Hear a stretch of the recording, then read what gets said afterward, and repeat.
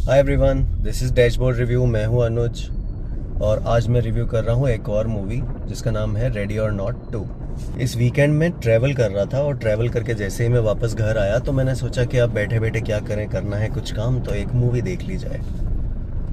तो मैंने फटाफट से टिकट बुक किए और मैं पहुंच गया थिएटर ये मूवी देखने के लिए।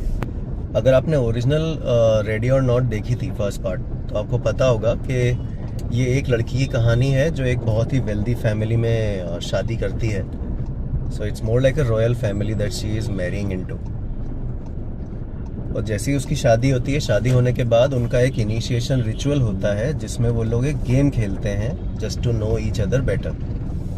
गेम्स खेलने के लिए उनको कार्ड्स निकालने होते हैं और इस लड़की के हाथ में आता है कार्ड हाइड एंड सीक का। गेम खेलते खेलते उसे पता लगता है कि ये कोई नॉर्मल गेम नहीं है, ये फैमिली सैटेनिक रिचुअल्स फॉलो करती है, सैटेनिक कल्ट्स फॉलो करती है। और ये जो गेम ये लोग खेल रहे हैं, this is about killing each other. तो यहाँ पे अगर ये लड़की इन सबको मार के सरवाइव कर जाती है तो वो जिंदा बचेगी, वरना ये लोग इसे मार देंगे। तो गेम ही यही है कि आपको सरवाइव करना है अगले दिन की सुबह तक। तो फर्स्ट पार्ट में ये लड़की उस चीज़ को सरवाइव कर गई। She was playing hide and seek with a gun और वो सरवाइव कर गई। वो फैमिली के सारे लोगों को मार के जिंदा बच गई। सेकंड पार्ट स्टार्ट होता है हॉस्पिटल से। जब इस सारे मैसेकर के बाद उसको हॉस्पिटल लाया गया है, हॉस्पिटल में उसे पता लगता है कि उसकी बहन उससे मिलने आई है और उसके ऊपर केस फाइल हो रहा है उस फैमिली को मारने का। तो बेसिकली वो सेल्फ डिफेंस का केस होना था, लेकिन क्योंकि वो एक रॉयल फैमिली है तो इसके ऊपर केस होने वाला है। She is going to jail. और जैसे ही इस लड़की के जिंदा बचने की खबर फैलती है मार्केट में, तो जिस फैमिली से वो बच के निकली है वैसी ही कुछ 4-5 और फैमिलीज हैं इस दुनिया में। एक इंडिया में, एक चाइना में, एक स्पेन में, एक इंग्लैंड में, एक यूएस में। तो ऐसे करके कुछ 4-5 और फैमिलीज हैं जो इस सैटेनिक कल्ट को फॉलो करती हैं। अब ये जो लोग हैं सारे के सारे, इनको इस गेम का सेकेंड राउंड खेलना है। तो जो पार्ट 1 में खेला गया था उसका सेकंड स्टेज ये है जिसमें ये लड़की एडवांस कर गई है और अब इसको इन बाकी फैमिलीज से बचना है।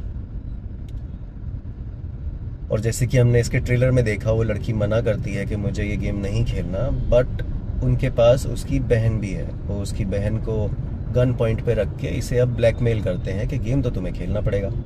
और जहाँ इस लड़की के लिए इस गेम में केवल सर्वाइवल का चांस है, बाकी जो लोग हैं, बाकी जो फैमिलीज हैं, अगर वो इसे सुबह तक मार देती हैं तो उनमें से कोई हेड बन जाएगा इस सैटेनिक कल्ट का जो वर्ल्ड को चलाता है, जैसा कि ये लोग मूवी में बता रहे हैं। तो वैसे तो काफ़ी नॉनसेंस स्टोरी है लेकिन इंटरेस्टिंग है।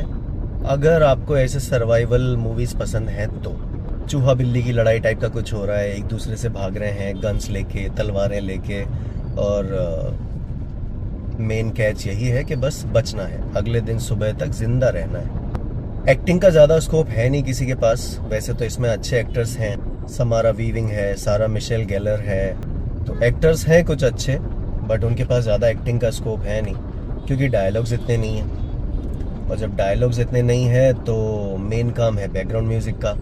आपको बैकग्राउंड म्यूज़िक से भी डराने की कोशिश की जाएगी, तो वो भी यहाँ पे हो रहा है। This is more like a comedy plus horror plus thriller plus action.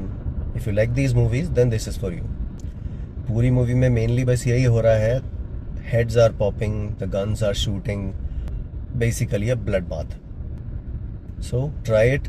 This is not something that I am recommending, this is not something that I am not recommending.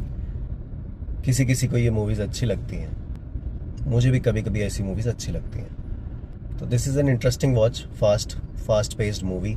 Right now it's playing in a theater near you, so go if you want and watch. So that's it, that's my review. If you like what I'm doing, please do like, share and subscribe and motivate my content. Bell icon दबा दो. That's it. Bye.